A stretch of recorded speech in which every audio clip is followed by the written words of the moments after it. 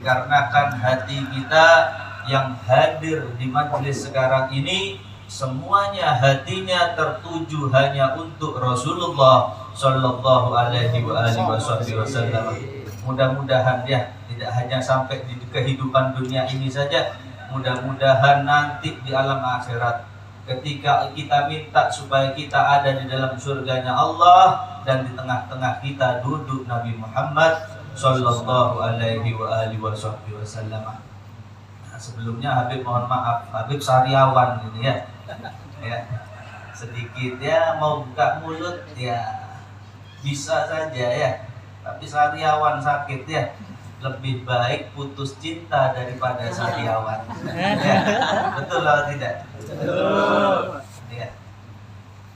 Kecintaan kita kepada Nabi Muhammad SAW ya, insya Allah ini kita buktikan ya, bukan hanya sekali ketika datang bulan Rabiul Awal kita duduk ya, lebih dari 1 kali, ada yang 10 kali ketika 1 bulan Rabiul Awal, ada mungkin yang penuh 30 hari duduk setiap hari ketika ada saruan undangan duduk di dalam rangka perayaan hari kelahiran Nabi Muhammad SAW. Mudah-mudahan kecintaan kepada Nabi Muhammad kita bawa sampai akhir umur kita. Amin. Di dalam kitab Maulid karangan Sayyidil Habib Umar bin Muhammad bin Salim bin Hafid, namanya Maulid Ad-Diya'ul Lame. Ya. Mungkin jarang yang dengar. Ada dibaca di sini ya Habib? Belum. Jadi Maulid Ad-Diya'ul Lame adalah karangan Al-Habib Umar bin Hafid. Ya. Banyak gambarnya di rumah-rumah biar. Orangnya masih hidup. Yang kemarin itu datang di Palangkaraya. Ya. Beliau ngarang Maulid. Maulidnya ringkas daripada Maulid Al-Habsyi. Jadi paling ringkasnya Maulid sekarang ini insya Allah Maulid Ad-Diya'ul Lame. Beliau menyatakan annal adaba mukhaffafun fi kulli isnaini li farhatihi biman wafana. Ya. Sesungguhnya adab daripada Abu Lahab, yang mana kita ketahui bahwasannya Allah sudah menas di dalam Al-Qur'an bahwasannya Abu Lahab masuk ke dalam neraka abad dan abad. Ya. Tabbat yada abi lahabib wa tab. Tetapi rahmat Allah ketika Sayyidina Abbas bin Abdul Muthalib bermimpi berjumpa dengan Abu Lahab. Abu Lahab ketika itu menikmati air yang keluar daripada jari-jari dia. Ditanya, wahai Abu Lahab, kenapa Allah memberikan nikmat sedangkan Allah sudah menas di dalam Al-Quran kamu itu pasti masuk di dalam neraka. Dan kata Rasulullah, di neraka tidak bakalan pernah keluar minuman yang namanya air. Ingat, di neraka tidak ada air, tidak bisa minum air. Minumannya apa? Nanah dan darah. Ini makanan minuman untuk ahli nar, ahli penduduk neraka.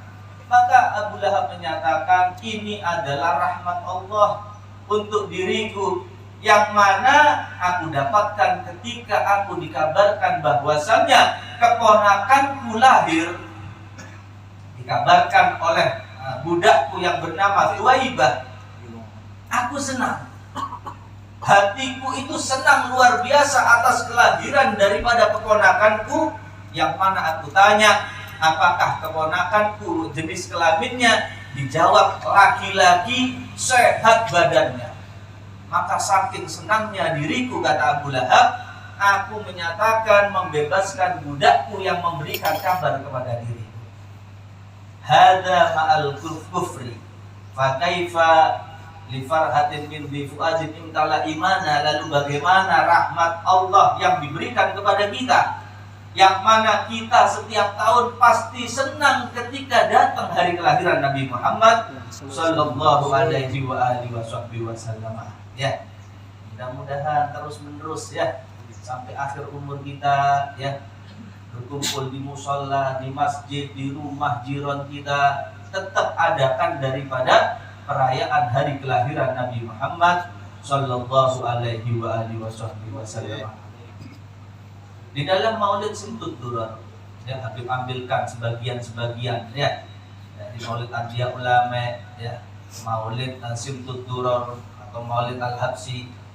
Bagaimana pengarang Maulid ini semuanya, ya, asal kalian tahu, semua Maulid, kitab Maulid mulai dari Berzanji, Syaraful Anam, Diba, ya, semuanya itu dapat ridho dari Rasulullah SAW. Jadi tidak boleh membeda-bedakan, baca Maulid ini lebih afdol, Maulid ini lebih afdol, tidak ada. Semua sama isi daripada kitab Maulid itu.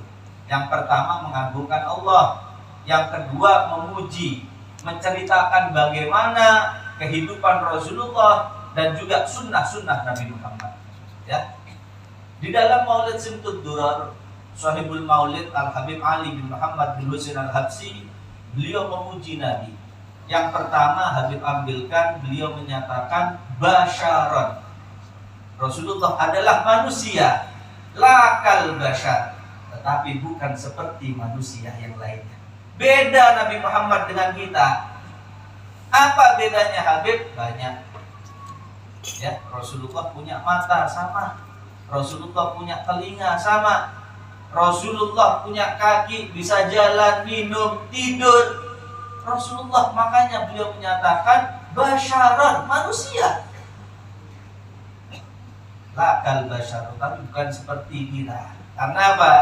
Di dalam Al-Quran Allah menyatakan segala sesuatu, gerakan, perbuatan, bahkan mimpinya Rasulullah SAW semuanya datang daripada wahyu dari Allah Subhanahu wa ta'ala. Lalu ditambahkan nuran faqa kulla nur. Ya, jadi Rasulullah SAW adalah cahaya bagi kita.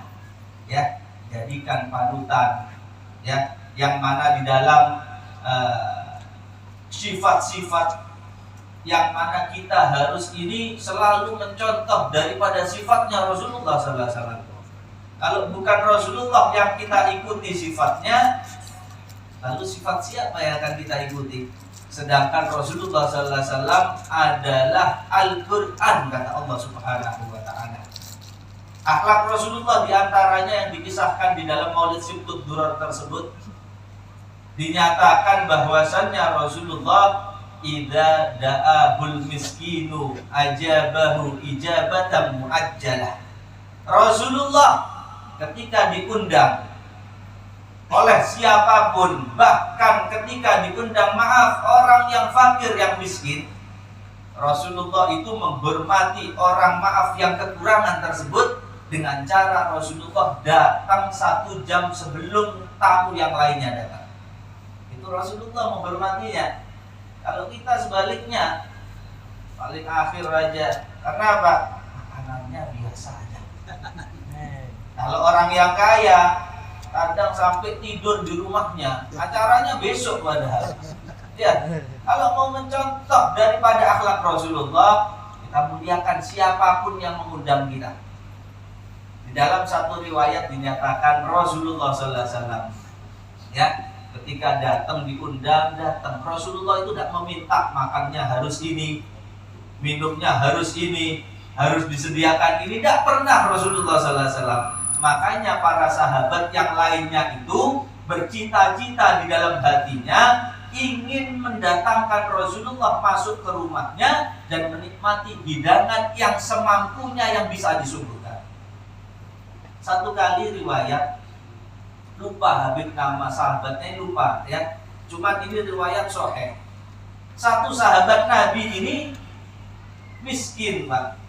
Punya istri, punya 2 anak. Anaknya satu berusia 4 tahun, satu berusia 5 tahun, laki-laki kedua anaknya.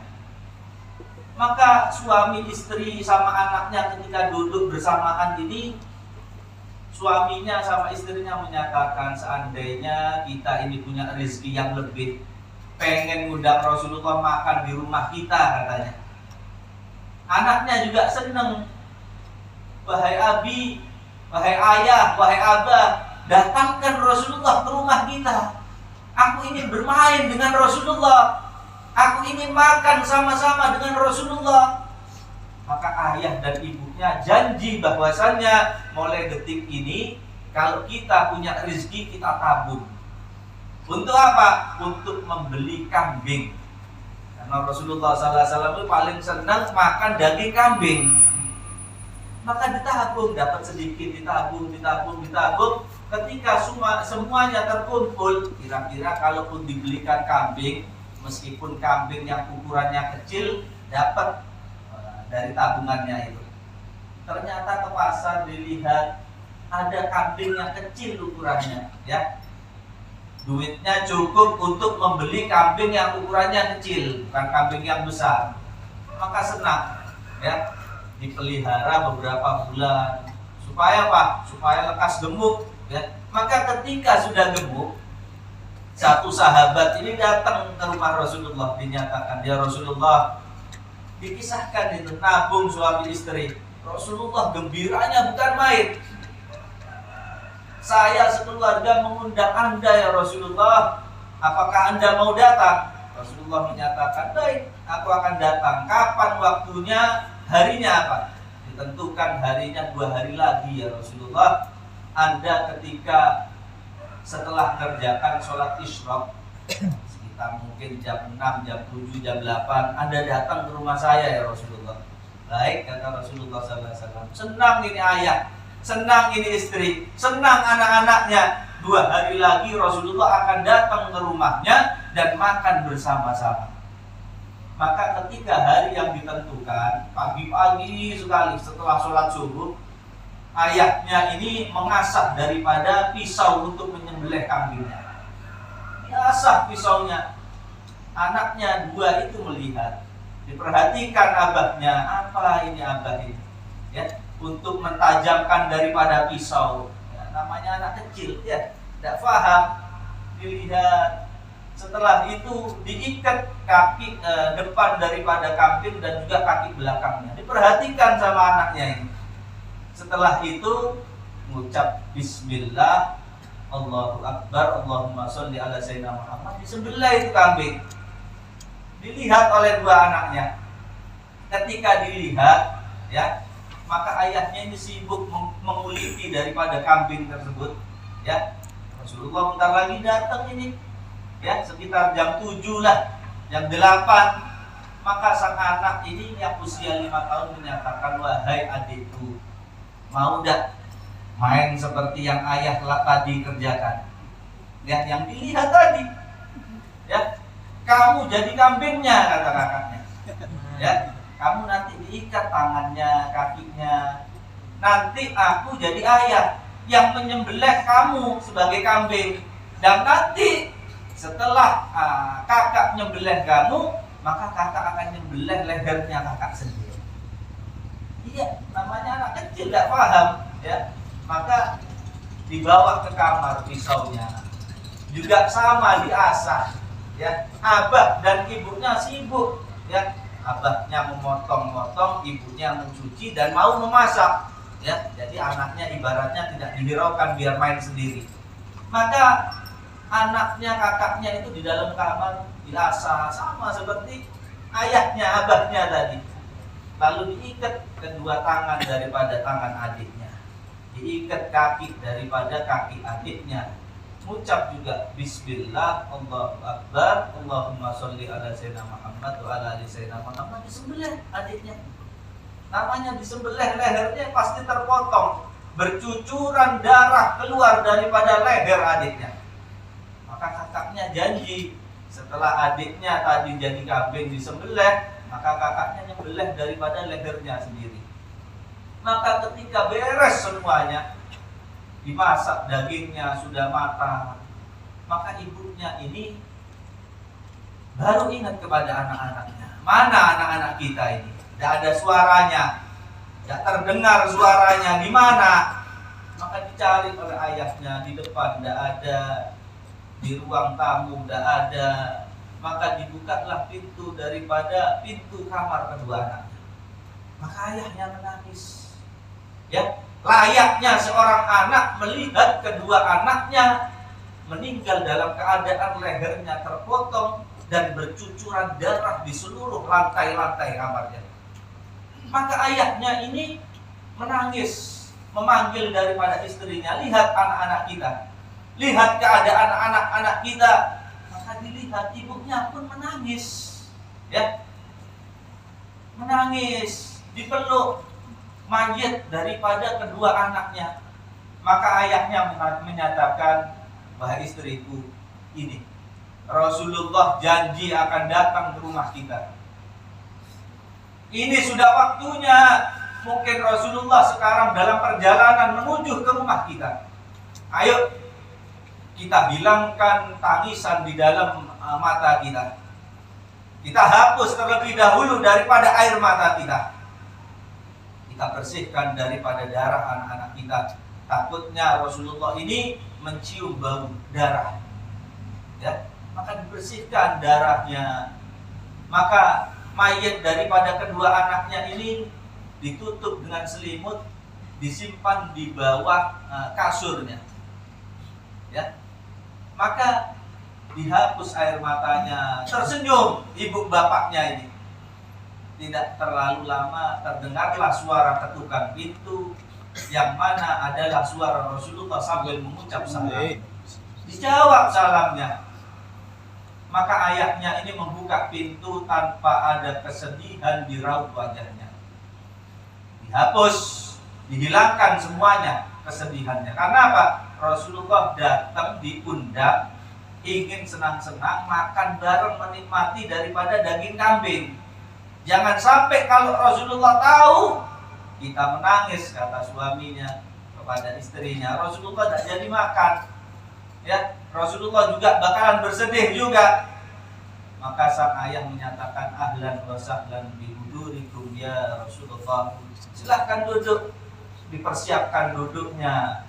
Maka Rasulullah duduk, maka dihidangkan daripada daging kambing yang dimasak tadi, dibuka penutupnya. Maka Rasulullah itu di dalam riwayatnya paling senang makan daging kambing dengan potongan dhira. Kalau dhira itu bahasa Indonesia satu lengan utuh, ya, ya. Jadi satu lengan kaki itu semuanya itu namanya dhira. Cara makannya Rasulullah, ya, kalau mau mencontoh silakan, ya. Rasulullah itu tidak mengambil sedikit dimakan, tidak. Cara makan Rasulullah diambil daripada seluruh potongan daging yang besar itu, dhira tadi, digigit, dikunyah oleh Nabi Muhammad. Maka Rasulullah SAW melihat kepada itu makanan daging itu.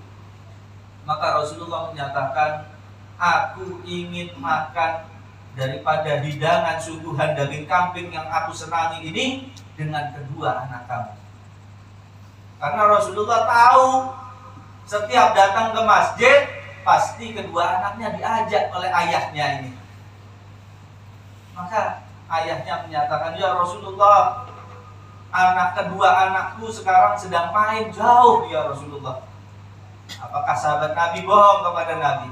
Tidak. Karena betul anaknya main jauh, bukan di alam dunia lagi, ya, sudah dalam keadaan mati. Maka Rasulullah menyatakan, kalau begitu aku akan menunggu daripada selesai mainnya anaknya.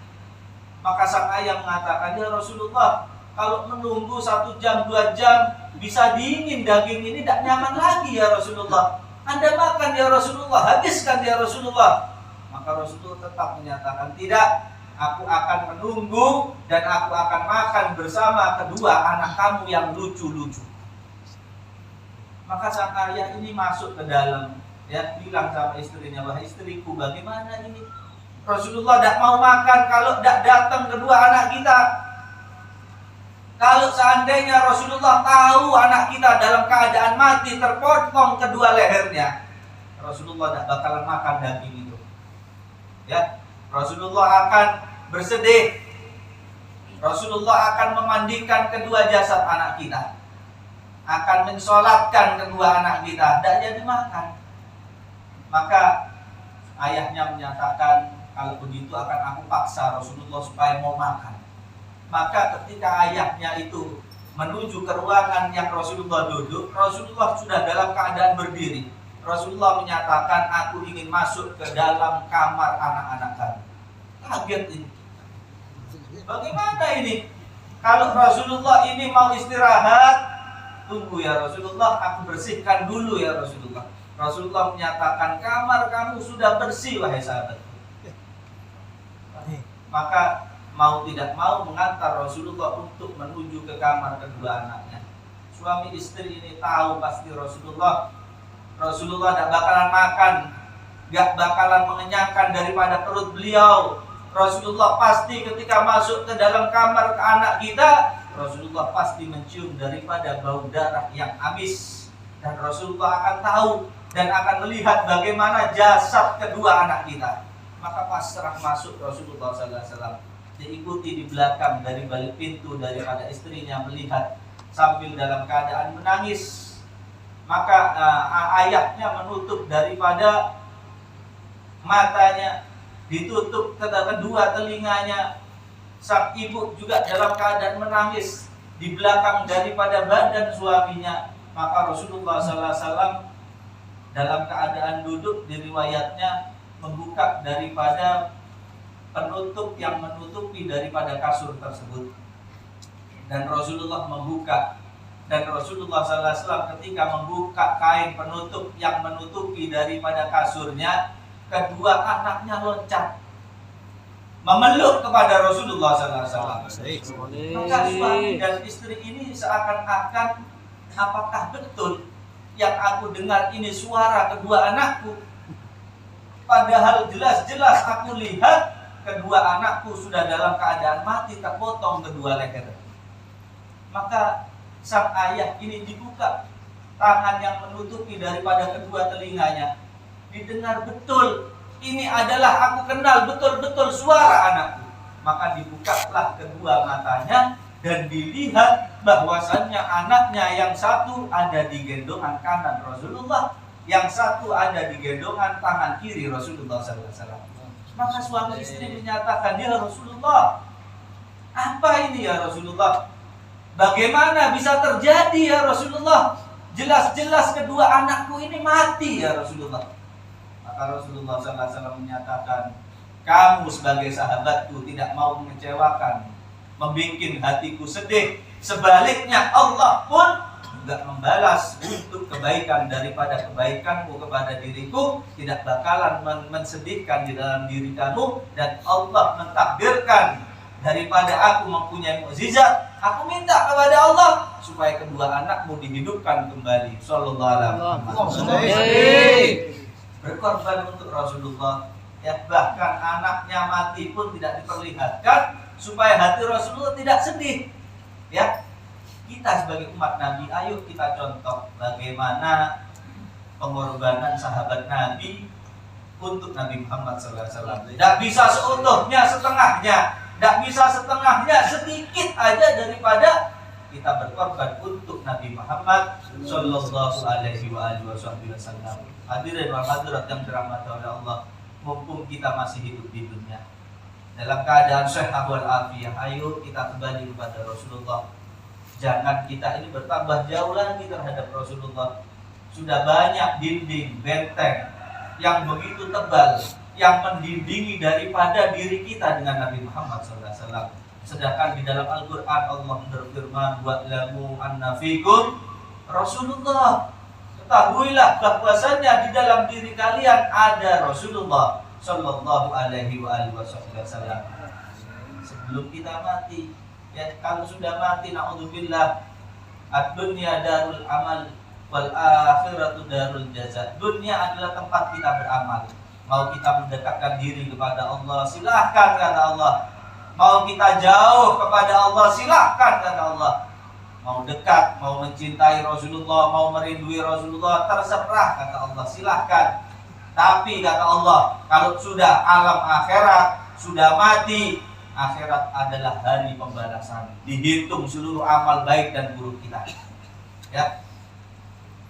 Kalau kita sudah ada di padang mahsyar, alhamdulillah, ya. Ya, Habib kisahkan sedikit tentang padang mahsyar, ya.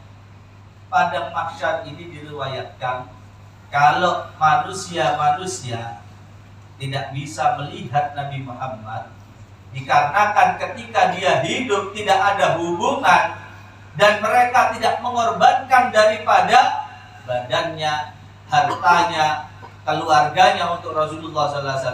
Rasulullah tidak bakal mencari daripada mereka. Kecewa kita, ya. Di padang mahsyar itu diriwayatkan oleh Rasulullah SAW bahwasannya padang mahsyar adalah padang yang lapang. Begitu luas padang mahsyar ini. Ya, kita kan sebagai umat Nabi kan dengar ini padang mahsyar ini apa? Rasulullah menjelaskan yang tidak nampak ujung depannya, tidak nampak ujung belakangnya, kanan dan kirinya tidak nampak. Berarti luas. Tapi kata Rasulullah SAW, kalau Allah sudah mendatangkan yang namanya hari kebangkitan, ya semua kita yang sudah mati, ya dibangkitkan kembali oleh Allah Subhanahu Wa Taala, mulai dari makhluk Nabi Adam sampai akhirul makhluk nanti dihidupkan manusia, jin, hayawan, semuanya dikumpulkan oleh Allah ada di padang mahsyar.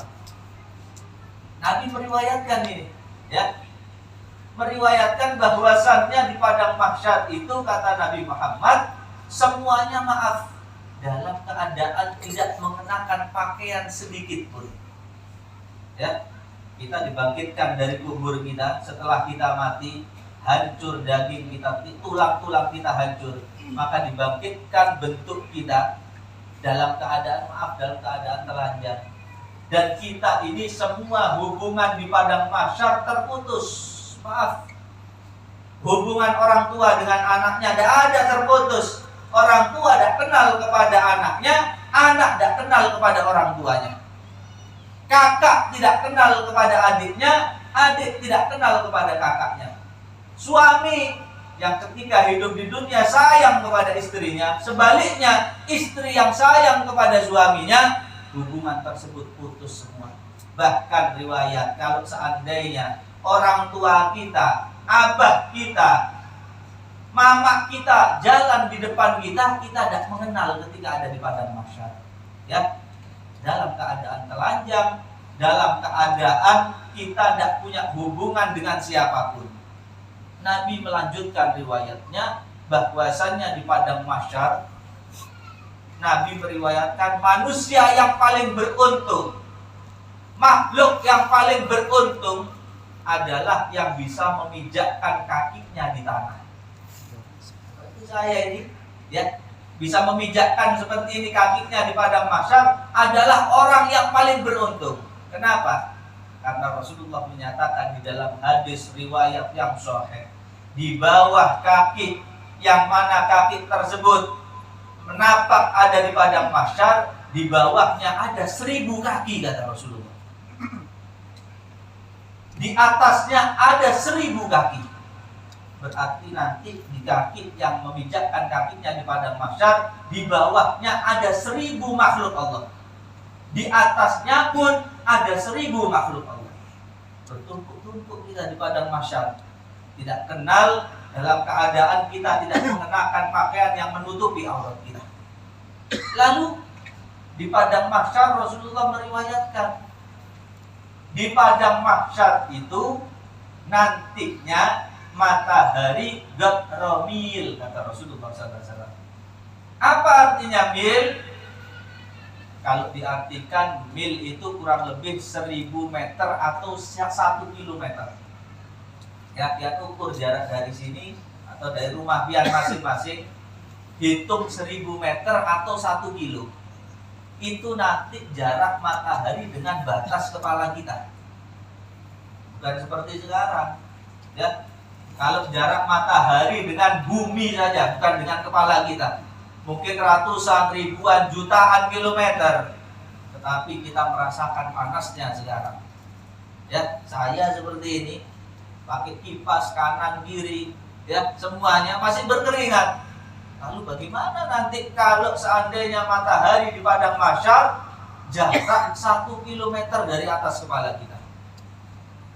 Maka periwayat hadis menyatakan, aku tidak tahu yang dimaksud oleh Rasulullah ketika Rasulullah menyatakan jarak matahari dengan kepala makhluk Allah batrabil. Karena di dalam bahasa Arab itu ada dua makna arti, mil atau mirwat. Artinya sama. Kalau mil yang Rasulullah maksud 1 kilometer, berarti bujuran 1 kilometer jarak matahari dengan kepala kita. Kalau yang dimaksud Rasulullah mirwat, berarti mirwat itu diartikan apa? Celak mata. Ada yang biasanya celak mata yang terbuat dari kuningan itu dimasukkan, yang dari besi itu, yang biasanya disatukan di mata kita itu mil atau mirwat. Periwayat hadis menyatakan yang Rasulullah itu tidak menjelaskan apakah jarak 1 kilometer matahari atau cuma jarak satu jari telunjuk kita. Jadi matahari itu ada di atas kepala kita. Alhamdulillah min dzalik. Lihat. Lalu Rasulullah meriwayatkan juga di padang mahsyar itu dikarenakan panasnya matahari, masing-masing dari kita mengeluarkan keringat. Ya. Semua yang ada di padang mahsyar mengeluarkan keringat, dan kata Rasulullah keringatnya tidak bakalan tertukar. Maka tanya sahabat Nabi, ya Rasulullah, keringat yang bagaimana ya Rasulullah? Maka Rasulullah meriwayatkan keringat yang baunya busuk. Sahabat Nabi tanya lagi, kok bisa ya Rasulullah ada keringat yang baunya busuk? Maka Rasulullah menyatakan dikarenakan keluarnya keringat itu adalah amal dosa dia, maksiat dia ketika hidup di dunia. Rasulullah memberikan ibarat kalau seandainya dosanya sedikit ketika hidup di dunia, Rasulullah sambil memegang daripada mata kaki beliau, ya, maka keringat yang busuk cuma menenggelami sebatas mata kaki saja. Kalau dia hidup di dunia sering maksiat kepada Allah, Rasulullah mengisyaratkan memegang daripada dengkul atau lintutnya. Keringat yang busuk menenggelamkan dia sampai batas itu. Kalau sampai bertambah banyak dia melakukan kemaksiatan, Rasulullah memegang keringat yang busuk bakal nyampe ke batas pusar dia. Tambah banyak lagi dosa-dosanya, maksiatnya ketika hidup di dunia, Rasulullah memberi batas sampai ke dada, kata Rasulullah SAW. Seandainya bertumpuk lagi dosa-dosanya, Rasulullah mengisyaratkan tangan kanannya sambil memberi batas, maka akan menenggelamkan dia sampai sebatas hidup dia. Apakah cukup sampai situ? Tidak. Rasulullah menyatakan kalau seandainya dia lalai betul-betul, dosanya bertumpuk-tumpuk, seluruh hidupnya hanya untuk bermaksiat kepada Allah, Rasulullah sambil mengangkat kedua tangannya, maka keringat yang baunya busuk akan menenggelamkan dia sampai 70-80 hasta sambil Rasulullah mengangkat tangannya. 1 hasta itu segini, 70 hasta yang hitung sendiri. Dan kata Rasulullah SAW, ketika manusia yang banyak maksiatnya tersebut, ketika tenggelam sampai batas kepala dia, ingat ya peringatan dari Rasulullah, tidak ada yang namanya kematian. Kematian itu cuma ada di dunia. Kalau di padang mahsyar mereka dalam keadaan tenggelam dengan keringatnya yang bau busuk, dia tidak bakalan bisa mati. Alhamdulillah. Di padang mahsyar sahabat Nabi tanya, ya Rasulullah, berapa lama ya Rasulullah ada di padang mahsyar? Allah mengumpulkan seluruh makhluk-makhluk Allah, berapa lama ya Rasulullah? Apakah 1 hari, 2 hari, sebulan, 2 bulan, setahun, 2 tahun? Rasulullah menyatakan 50.000 tahun lamanya. Ingat ya, tidak ada kematian. Kita dalam keadaan masing-masing daripada diri kita, tergantung amal baik dan juga amal buruk kita. Lalu Rasulullah meriwayatkan lagi, dilanjutkan, nanti katanya bakal ada yang memberikan syafaat daripada golongan umat-umatku, kata Rasulullah. Ya, bukan Rasulullah ini, ya Rasulullah meriwayatkan pemuka daripada golongan-golongan umat-umatku mereka itu bahasanya kalau yang dipahami itu bermusyawarah, ya. Orang yang punya kedudukan, ya, ulama-ulama daripada umatku itu punya inisiatif, ayo kita datangi para nabi, para rasul, kita minta syafaat untuk meringankan daripada seluruh makhluk Allah, yang kafir, yang Islam. Bukan hanya umat nabi saja, semuanya dimintakan supaya diringankan. Kita datang kepada Nabi Adam alaihissalam. Nabi Adam kan bapaknya manusia, didatangi Nabi Adam alaihissalam.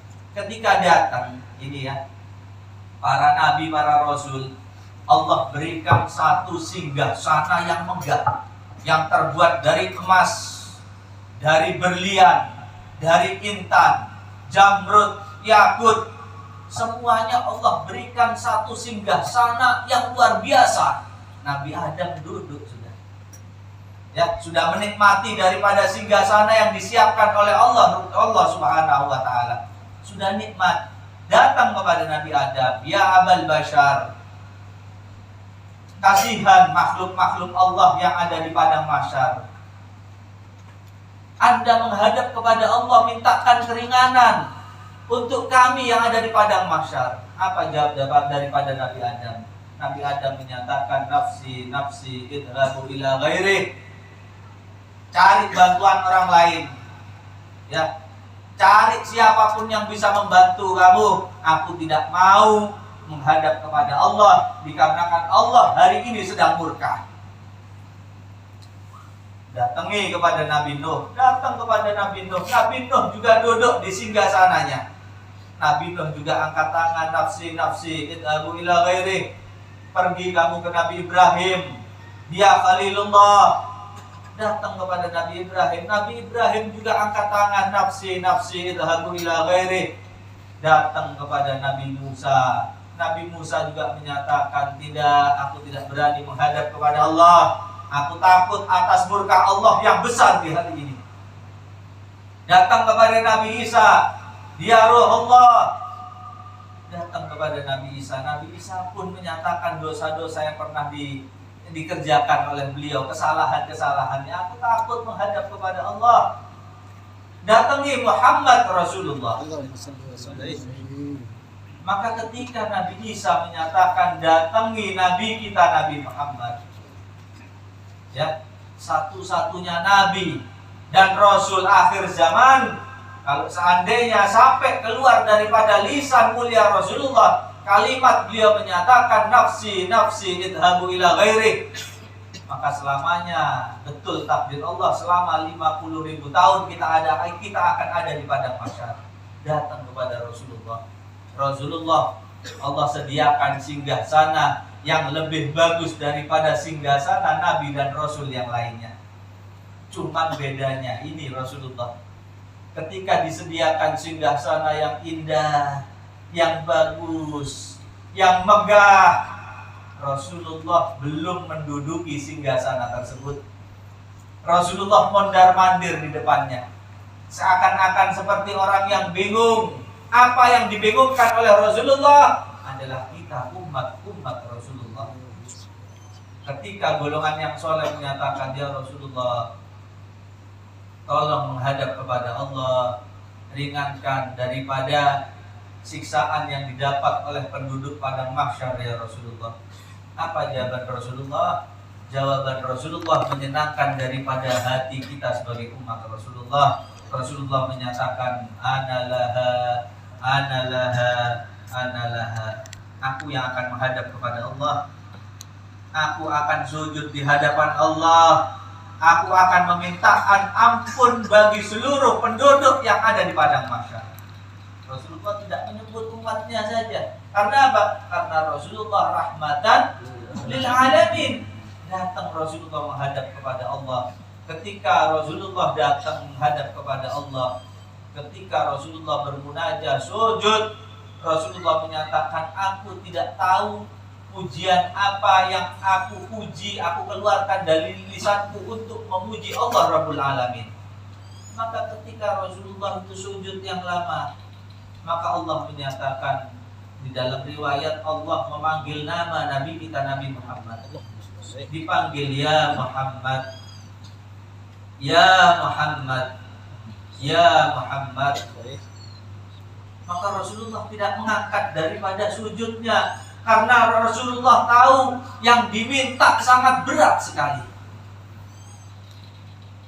Maka Allah menyatakan, angkat kepalamu wahai Muhammad, minta apapun yang kamu inginkan. Maka Rasulullah SAW menyatakan, ummati, ummati, ummati, umatku ya Allah, umatku ya Allah, umatku ya Allah. Maka Allah menyatakan, kalau kamu wahai kekasihku Muhammad, seandainya mau memberikan syafaat kepada seluruh makhluk yang aku kumpulkan di padang mahsyar, akan aku berikan untukmu, kata Allah Rabbul Alamin. Maka tidak sampai 50.000 tahun kita ada di padang mahsyar. Berkat siapa? Berkat Rasulullah Sallallahu Alaihi Wasallam. Oleh karena itu, ayo ya, adakan hubungan, adakan pengorbanan untuk Rasulullah Sallallahu Alaihi Wasallam, supaya Rasulullah nanti di padang mahsyar gampang untuk mengenali kita. Ya, di antaranya baca sholawat.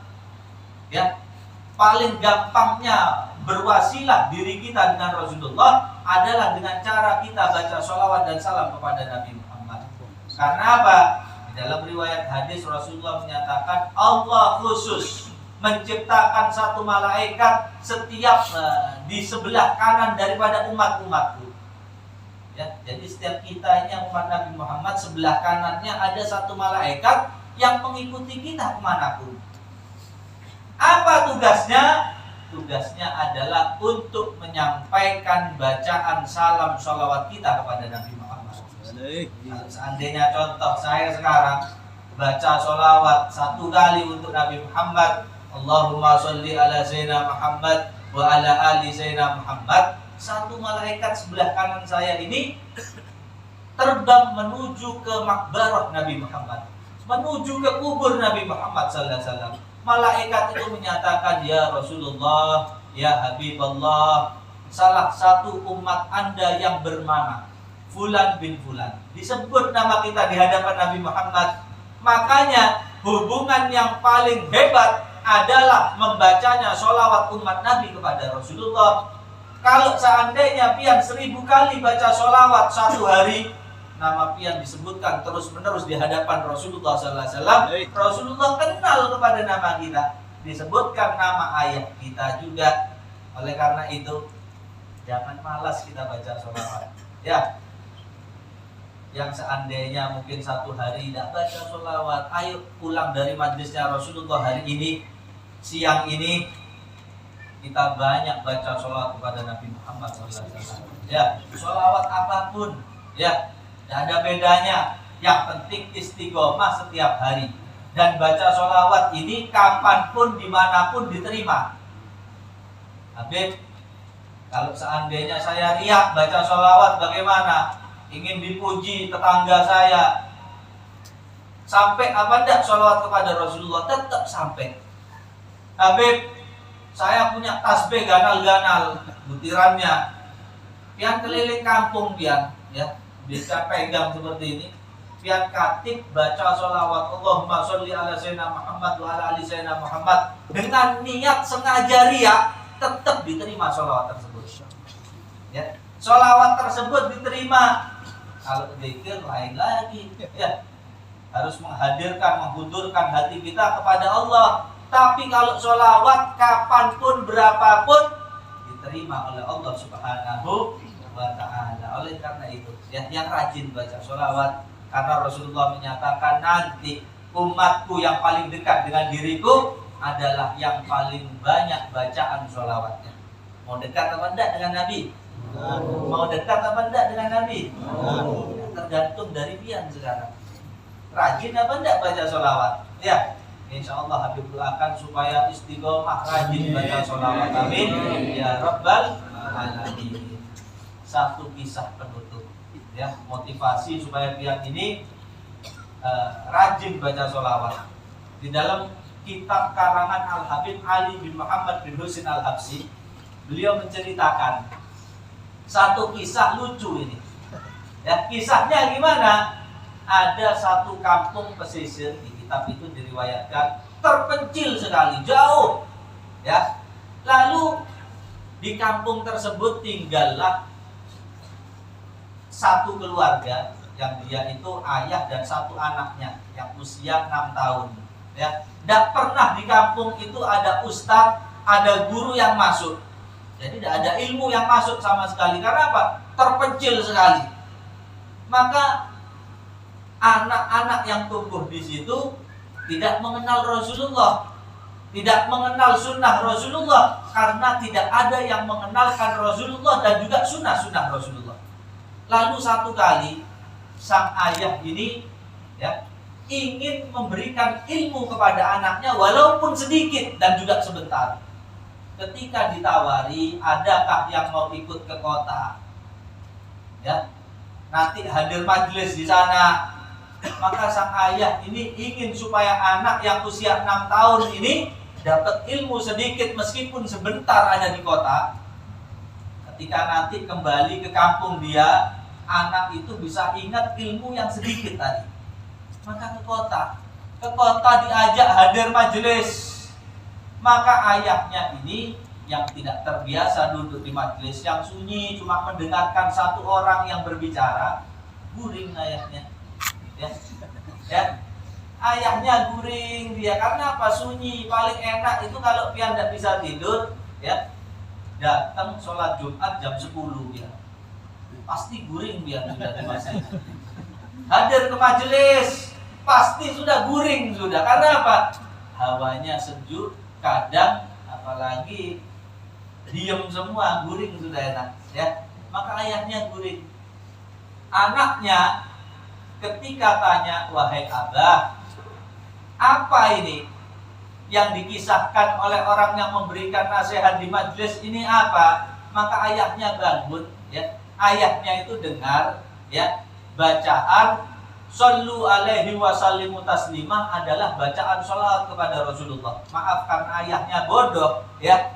Ditanya oleh anaknya, ayahnya menjawab, wahai anakku, Sallu alaihi wa sallimu taslimah adalah bacaan yang afdol membaca sholawat kepada Rasulullah, ya. Akhirnya anak kecil ini ilmunya nempel. Pulang ke kampung, bacaan sholawat yang afdal kepada Rasulullah, Sallu alaihi wa sallimu taslima, ya. Maka anak kecil usia 6 tahun tidak lepas daripada setiap gerakan dia baca Sallu alaihi wa sallimu taslima. Mau mengerjakan apapun sampai usianya kurang lebih 50 tahun. Berarti 44 tahun istiqomah baca sholawat Sallu alaihi wa sallimu taslima.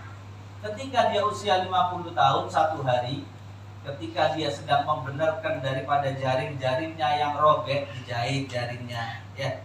Maka ada salah satu rombongan ustadz yang datang. Maka ustadz itu menyandarkan perahunya. Pas di perahu orang yang istiqomah mulai 6 tahun baca bacaan sholawat yang tadi. Ustadznya ini dengarkan, ya, bacaan keluar daripada mulut orang yang tua ini, sudah usia 50 tahun. Dia mau menjahit, mau gerak, mau menimba air, pasti Sallu alaihi wa sallimu taslima. Dihitung sama tasbihnya, ya, lebih daripada mungkin 300-500 kali baca ini. Maka tanya sama ustadz ini, ya Syekh, apa ini yang aku dengar setiap gerakan kamu pasti baca Sallu alaihi wa sallimu taslima. Maka orang yang tua itu menyatakan, ini adalah sholawatku kepada Rasulullah SAW. Maka sang ustaz menyatakan, ya sebenarnya bisa, tapi apa artinya beda ini katanya. Yang betul kalau baca salawat itu Sallu ala Sayyidina Muhammad atau Allahumma sholli ala Sayyidina Muhammad, itu bacaan sholawat. Maka orang yang tua yang mengamaliyahkan bacaan tersebut, jadi salah sholawat yang saya baca ini. Salah katanya. Diganti Allahumma sholli ala Sayyidina Muhammad wa ala ali Sayyidina Muhammad.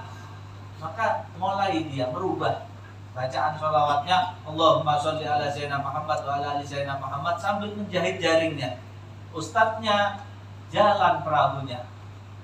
Baru berapa kali dibaca, balik lagi, shollu alaihi wasallimu taslima. Karena apa? Sudah istiqomah 44 tahun baca sholawat seperti itu kepada Rasulullah.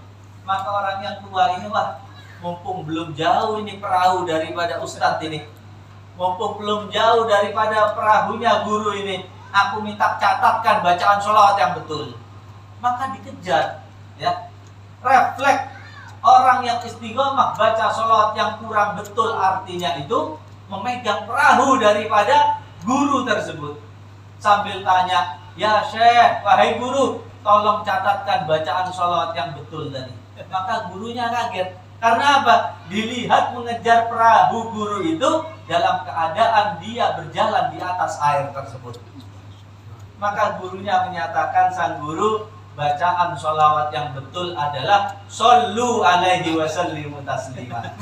Yang gurunya tidak berani membetulkan. Karena apa? Jauh membaca sholawat yang salah aja Allah berikan karomah bisa jalan di atas air. Ya, shollu ala Muhammad. Jadi intinya jangan ditiru shollu alaihi wasallimu taslima. Karena orang yang diriwayatkan di kitab itu betul-betul tidak mengetahui, ya, karena memang tidak punya ilmu.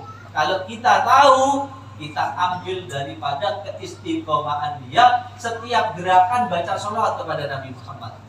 Ya, kalau bisa duduk sebentar baca sholawat, ya, berdiri dari duduk baca sholawat, gerakkan tangan, mau apapun baca sholawat. Kalau sudah istiqomah, sudah terbiasa, insya Allah kita setiap saatnya ingat kepada Nabi Muhammad Sallallahu Alaihi Wasallam. Mudah-mudahan kita dapat keberkahan dari Nabi Muhammad. Anak keluarga kita minta supaya terus ada di Thariqah Ahlussunnah wal Jamaah. Amin ya Rabbal Alamin. Kurang lebihnya kami mohon maaf. Wa'afu minkum. Wassalamualaikum warahmatullahi wabarakatuh. Waalaikumsalam. Acara yang keempat yaitu pembacaan doa. Untuk membacakan doa ini